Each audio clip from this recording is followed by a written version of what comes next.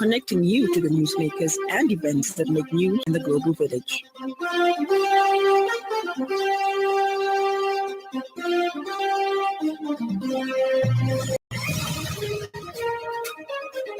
Good evening. This is the 5FM Radio Main News. The headlines.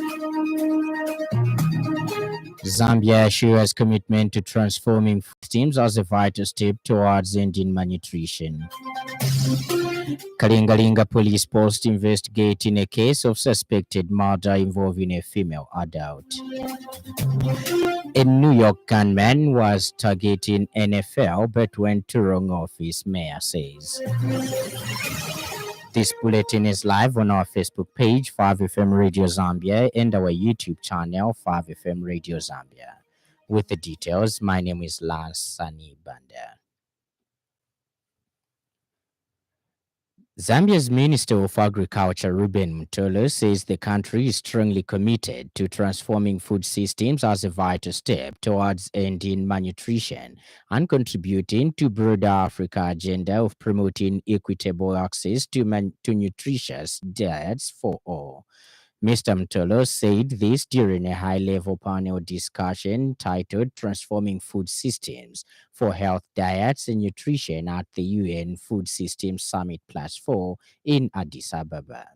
The minister highlighted that Zambia's approach is guided by the National Food and Nutrition Act, which places nutrition oversight directly under the Office of the Vice President, ensuring high-level coordination and accountability across sectors. Mr. Mutolo said ending malnutrition requires more than increasing food production, but also it calls for a complete shift in how farmers grow, consume, and value food. He added that Zambia's comprehensive food systems pathways places access to safe, diverse, and nutritious diets at the center of new national agricultural planning and investment. To achieve this transformation, Mr. Mutolo outlined several key initiatives, such as the launch of the National Food-Based Dietary Guidelines to promote healthy food consumption patterns, offering culturally relevant and practical guidance tailored to the country's nutritional needs, food availability, and traditions. Mr. Mutolo added that government is implementing a robust crop diversification plan aimed at reducing over-reliance on maize by encouraging the cultivation of legumes, tubers, or seeds, and horticultural crops. This strategy enhances climate resilience, improves nutrition security, and supports rural livelihoods. He said Zambia has rolled out a nationwide campaign to combat all forms of malnutrition, including stunting, wasting, and obesity. The campaign is aligned with the UN Decade of Action on Nutrition and the country's national food and nutrition policy.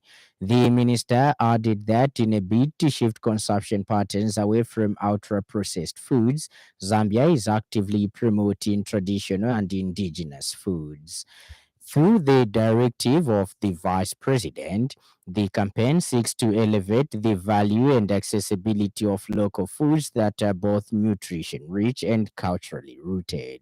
Reflecting on Zambia's recovery from last year's devastating drought, Mr. Piri shared that, under a presidential directive, Zambia has set ambitious targets to boost the production of maize, wheat, and soybeans. This is contained in a statement issued by First Secretary Press Embassy of the Republic of Zambia, Addis Ababa, Ethiopia, Hambai Munangandu. The Non-Governmental Gender Organizations Coordinating Council NGOCC has welcomed President Hakainde Hichilema's appointments to the Human Rights Commission HRC board, subject to ratification by the National Assembly. NGOCC Chairperson Beauty Katebe particularly commended the appointment of 4 women out of the 7 available positions, a development that affirms the possibility of gender-balanced leadership in Zambia's governance governance structures. She has congratulated Dr. Pamela Sambo for being appointed as chairperson of the commission and Dr. Felicity Kalunga as vice chairperson alongside commissioners Miss Panik Malawo Chilufya and Miss Laura Mary Miti, adding that completing the board are Bishwa. Ms. Katebe says the composition is a powerful statement that Zambia has competent, qualified, and deserving women to serve in high-level decision-making roles. Over systemic underrepresentation of women, youths, and persons with disabilities. It is appointments like this that normally shows that actually Zambia has in the past fallen short of the constitutional imperatives for gender balance. As we celebrate this progress, we urge the Republican President, Dr. Hakainde Hichilema, to ensure that future appointments are sustained with gender parity and reflects Zambia's diversity and demographics. We also want to call for the full operationalization of the gender equity. The Zambia Police Service has confirmed that Kalingalinga Police Post is investigating a case of suspected murder involving a female adult whose body was discovered this morning. The incident was reported today, July 29, 2025, at approximately 0530 hours by Mavis Chinsungwe, aged 55, of Kalingalinga compound. She reported that around 05 hours, she discovered the naked body of an unidentified female lying in the unfenced yard of her residence. Police Public Relations Officer Ray Hamonga says officers immediately visited the scene and confirmed the presence of a dead female adult laying on the ground. Mr. Hamonga says following community engagement, the deceased was positively identified by Annie Lungu, a 53-year-old female and aunt to the deceased, as Nalishebo Sikundu, age 31, also of Kalingalinga compound. It has been established that the deceased had recently moved out of her aunt's home and was living on her own at the time of her death. He says the body has since been transported to the University Teaching Hospital UTH mortuary, where it awaits a post-mortem examination to establish the actual cause of death. Preliminary investigations conducted by the occupants of the house revealed that none of them heard any noise or disturbance during the night. Following community engagement, the deceased was positively identified as by Annie Lungu, a 53-year-old female and an aunt to the deceased, as Nalishewo Sikundu, age 31, of Kalingalinga compound. It has been established that the deceased had recently moved out of her ancestral home and was living on her own at the time of her death. The body has since been transported to the University Hospital mortuary, where it awaits postmortem. Medical for Quality Healthcare in Zambia MQHZ Director General Dr. Quince Mwabu welcomes the government's notable achievement in increasing the availability of essential medicines and renal commodities in public health facilities nationwide. This follows the organization's comprehensive inspections of health facilities, which revealed significant improvements in this critical area. He stated that this milestone underscores the government's commitment to enhancing healthcare delivery and demonstrates the progress achievable through focused efforts. This progress also critically boosts patient confidence in the healthcare system. Dr. Mwabu emphasized the need for sustained strategies to address the underlying causes of medicine shortages, and a robust and efficient supply chain management system is crucial for ensuring the consistent availability of essential medicines.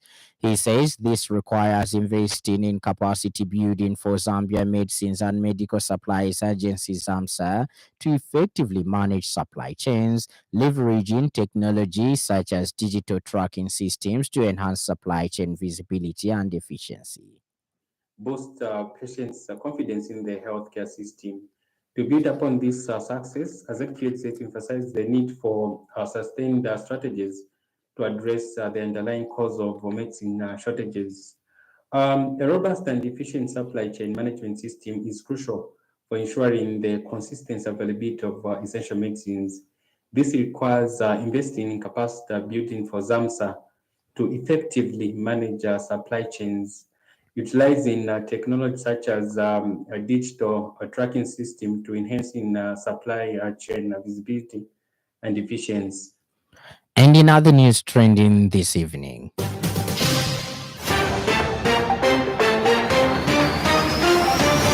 the opposition leadership movement party has underscored the need to ensure that the local people are made priority in the ownership of land and mining activities.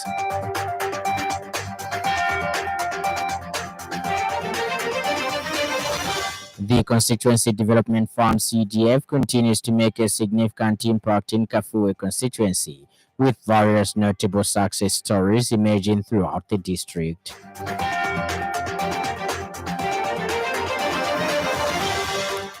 Up next, the business news. 5FM Radio Business News. We mean business. Keep you current in commerce, trade, and industry, local and global. It's our business to keep you informed about business. The Constituency Development Fund (CDF) continues to make a significant impact in Kafue constituency, with various notable success stories emerging throughout the district. Kafue Town Council officers took time to monitor CDF grant recipients in all of its wards to witness the impact that CDF has had on the recipients. The Public Relations Unit states that over 10 cooperatives have successfully applied the funds to their economic growth. The PD unit added that just a small depiction of how applicants under CDF are working to make profits that enable them to make a living as well as ensure food security and sustainability in their homes and the communities, thus leading to more employment opportunities for the people of Zambia. Ends the business news, and in news from across our borders, a gunman who killed 4 people when he stormed a skyscraper in the heart of New York on Monday evening left a note that appeared to blame the National Football League (NFL) for a brain injury, the city's mayor Eric Adams said. The attacker, 27-year-old Shane Tamura of Las Vegas, shot himself dead after opening fire in a building where the American Football League has its headquarters, but went to a different part of the building after taking the wrong lift. The gunman was carrying a note in which he blamed CTE, a brain disease triggered by head trauma, for his mental illness, Adams said. And in sports news, Chipolo Polo midfielder Frederick Mulambia says fans should believe more in the local guns gearing up for the African Nations Championship (CHAN) kicking off this weekend. In an interview from the team training camp at the University of Lusaka Silverest campus, Mulambia says the team is geared for the CHAN challenge. The soft-spoken Power Dynamos playmaker says the team will do their best at Zambia's 5th appearance at the tournament, exclusively built for players playing their trade in their domestic leagues. Mulambia says the 5-team group may look tough on paper but would be easier with hard work. Zambia will commence its CHAN assignment on August 7 against the Democratic Republic of Congo before facing Angola 3 days later. The third game will see Zambia play Morocco on August 14 before concluding its group matches against host Kenya 3 days later. Africa's premium competition for domestic talent is being co-hosted by Kenya, Tanzania, and Uganda. In the evening weather forecast, eastern, Lusaka, Muchinga, Copperbelt, northern and southern provinces, including the southern parts of Luapula and eastern parts of central province, have few clouds, windy and cool. Northwestern and western provinces, including the northern parts of Luapula and western parts of central. That item brings us to the end of the news, but before we go, a recap of the stories that made headlines.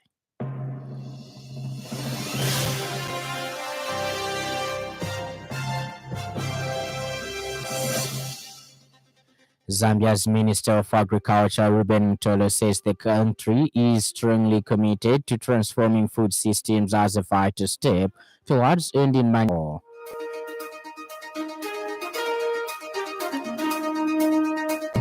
The Zambia Police Service has confirmed that Kalingalinga Police Post is investigating a case of suspected murder involving a female adult whose body was discovered this morning.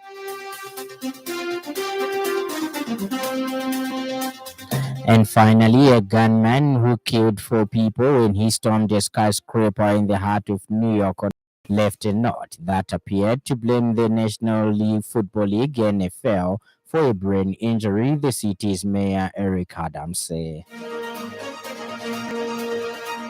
For more news, follow us on Facebook, 5FM Radio Zambia, and subscribe to our YouTube channel, 5FM Radio Zambia.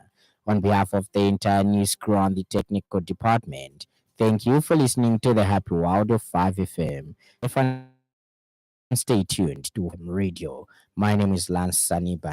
Enjoy the rest of the evening.